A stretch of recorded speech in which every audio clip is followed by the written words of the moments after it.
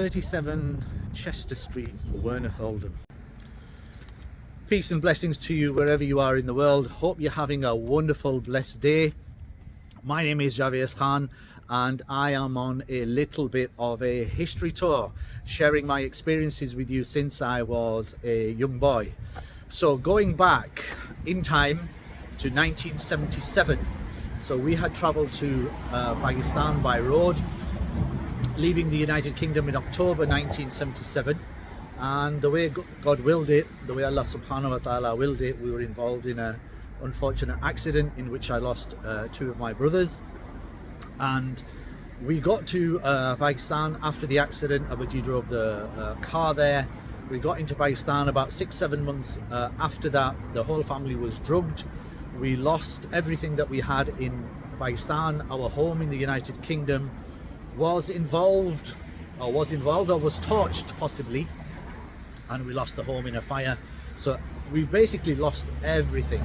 And on December the 30th 1979, Abaji and the family, we decided to return back to the United Kingdom, and we arrived in Oldham, Lancashire, and to this particular street, Chester Street, which would become our home for a little while. And I have the wonderful Mr. Javed Khan with me, sharing my little journey and making sure that I have a few tears. Bhai Sangahal ठीक-ठाक तबीयत खादे अल्लाह खैरियत से रखना अल्लाह शुक्र nin chidano raza sanga chidano Oldham ki tira shiveda. माशाल्लाह खतरा से Good, mashallah. So he's going to join me on the little journey, so let's go. So as a young child at that time, from 1977 to 1979, we had been in Pakistan. As a young boy, what do I remember? Well, one of the first things I remember is, I had learned Pashto by now. My Pashto was fairly strong, and it still serves me till today. And when I came back to England, I remember the Oldham accent, and many people from Yorkshire came to see us as well. And I could not understand a word that they were saying because they spoke very, very fast. And as a little boy, I remember no friends, no one to talk to, no one to play with. Initially, because I'd grown up and was born in Bradford. But what the people of this area did, I still hold dearly in my heart. So keep watching the video, and you may be mentioned. So first of all, the elders, in no particular order, but massive influence on me and my family, and the love and the respect and the oneness and the community coming together.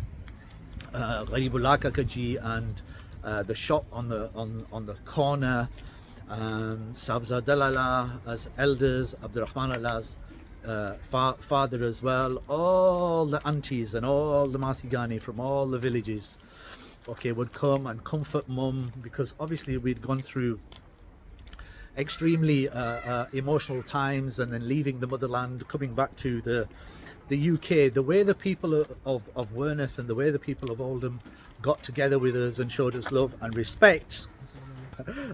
Look who's here as well, right? Say something. No, I'm supposed to say. Are you supposed to say Assalamu alaikum? The whole world hope you're watching. What are you doing? You guys going to play football? Yeah. Mashallah. And the way that they came around us and the way that they supported us is, I hold those people very, very dearly in my heart right up to today's date. Those relationships were not only bonded and made strong from those times, they still exist today. And if you're out there and you're watching, I still love you from the bottom of my heart. And may Allah subhanahu wa ta'ala give me the tawfiq to give you that love back, because I understand obviously as an adult a lot more of where we were then and where we are now. So when we arrived on December the 30th 1979, number 37 Chester Street was our abode, and we lived here roughly for about 3 or 4 weeks whilst my parents looked for alternative accommodation. And eventually we didn't move particularly far, so we went over here. So in no particular order, remembering other names as well, is Hukmat Khan Kakaji had a massive influence upon us when I was young as well. Janis Khan Mamaji, who is known to the community from Jet Air International, because they used to have a travel agency out in Attock and in Islamabad in Pakistan, and at that time they would go out of their way to make sure that we were supported in every single way, financially, emotionally as well. So could you imagine 1979, 1980 and these particular streets? So we were in 37, and then we went in the opposite direction to this particular property here. So we ended up at the corner house here on Chester Street, and I will tell you about this little outbuilding just there, which is on the camera on the left hand side as you look at it. And this was the back garden to the rear of Chester Street, and on the right hand side are the rear houses on Rutland Street, I believe, and the back fencing to the corner house, and the front of the house number 2 Chester Street. So number 2 Chester Street, the house was leased, it was rented. I have no idea how much it was. I remember the front room, the bathroom was under the stairs, and the toilet was outside in the garden. So how many of you youngsters that are watching this right now could imagine something like that? Bathrooms out in the garden. The elders will tell you many more stories, and I remember at one stage, again just distinct memories really, we were playing in the back garden, and this girl, she ran along with was just like running down the street, and she just happened to throw a bucket of paint inside the garden, a small mini attack where we got paint all over us, and she ran away. But on the street itself, from the top, so as we look that way in the corner, I think Qamar used to be in the corner house, I believe is in Bradford somewhere. There used to be Riley Bike live over there somewhere. Yusuf, Eunice used to be there as well.